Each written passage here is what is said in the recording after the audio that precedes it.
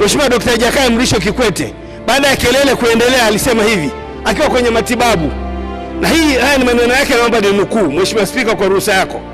Haya yalikuwa ni tarehe 23 Novemba 2014, na mimi naomba ninukuu kwa sababu anaandika kwenye Twitter yake kwa Kiingereza.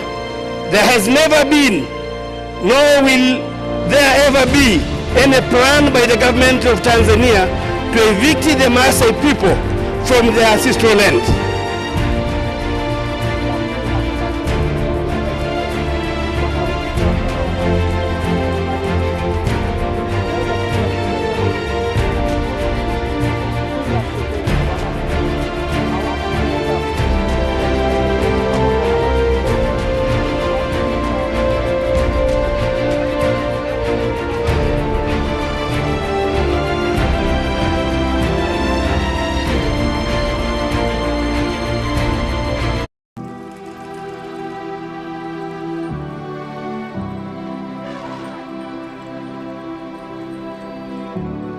Sikiliza mjadala na ugusa maeneo ya Ngorongoro na Loliondo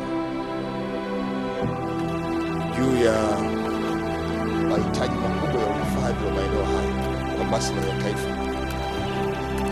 Ni kweli uko mgongano mkubwa unaotokana na sheria zilizonazo. It displaces people from their own territories and lands, and it drives them to poverty and other streams of life that they are not used to.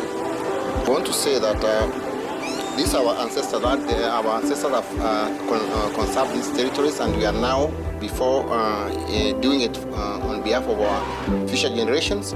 But this is being weakened by government's lack of government's commitment.